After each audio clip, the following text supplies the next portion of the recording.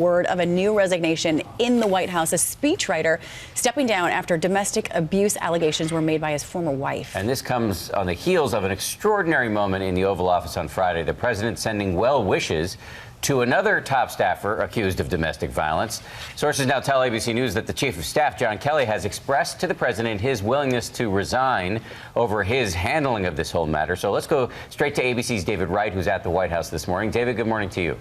Good morning, Dan and Paul. The departure of one high-profile aide amid allegations of domestic abuse was already big news here at the White House. Now comes this other resignation overnight for similar reasons, this time speechwriter David Sorensen. Suffice to say, this morning the West Wing is in turmoil.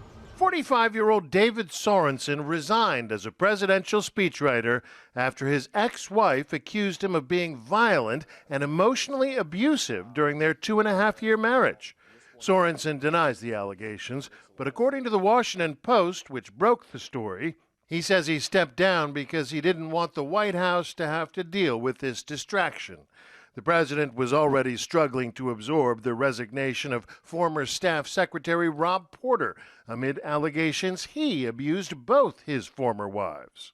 We certainly wish him well. It's a obviously tough time for him. He did a very good job when he was in the White House, and we hope he has a wonderful career, and hopefully he will have a great career ahead of him. But it was very sad when we heard about it, and certainly he's also very sad. Now, he also, as you probably know, he says he's innocent, and I think you have to remember that. He said very strongly yesterday that he's innocent. The president expressed his sympathies for Porter, who vehemently denies the allegations, but made no mention of the two women.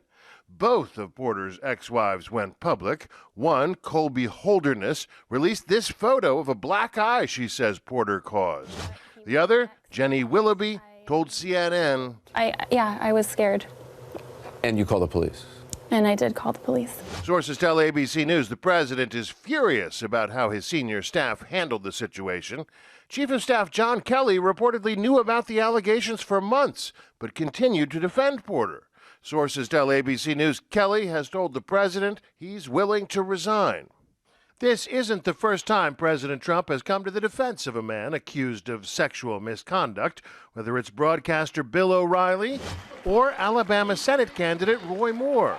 What do you say to women? Let me just tell you, Roy Moore denies it. That's all I can say. He denies it. And by the way, he totally denies it. Or even himself, when more than a dozen women accused him of misconduct after what he said on that Access Hollywood bus. Now, sources tell ABC News there had already been some friction between the president and Chief of Staff John Kelly even before all this.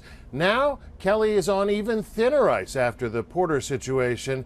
Sources tell ABC News the president's even reached out to several confidants about possibly replacing Kelly, but no announcements expected just yet. Dan and Paula? David Wright at the White House. David, thank you. For more on all of this, let's bring in ABC News political analyst Matthew Dowd. Matt, good morning. Let's talk about the political consequences to this story about the domestic allegations of domestic abuse. Do you think that the president is going to be forced to part ways with his chief of staff? Do you also think maybe this could inflame female voters as we head into the midterms at a time when female voters are expected to play a big role?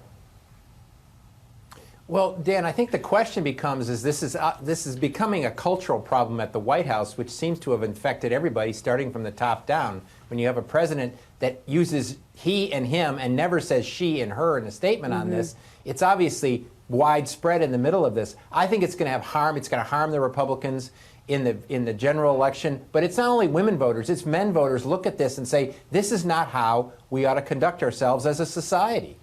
Let's switch gears a little bit. We might need a flow chart for all of this, Matt. So I trust you have your handy whiteboard behind you, a dry erase board. But Trump's going to block the release of the Democratic memo unless they can work the language out with the DOJ. What's your take on how the president is handling this? Well, as reported coming into this segment, how he's treated the one memo is so different than how he treated the other memo. When the FBI and Justice Department objected to one, he went ahead and did it, and they object to this one, and he decides not to do it. It's as if you print the memo on red paper, it's fine. But if you print the memo on blue paper, it's not. And I think it just shows that this White House's goal was not transparency. It was not transparency. It was, how do I get a document out there which will help me politically? Yeah, even though they've said publicly that transparency was the goal of releasing the Republican memo. All right, Matt Dowd from Texas this morning. Matt, I hope it's a lot warmer there than it is in New York. Oh, it's nice here. Thanks. Hi, everyone. George Stephanopoulos here. Thanks for checking out the ABC News YouTube channel. If you'd like to get more videos, show highlights, and watch live event coverage, click on the right over here to subscribe to our channel. And don't forget to download the ABC News app for breaking news alerts. Thanks for watching.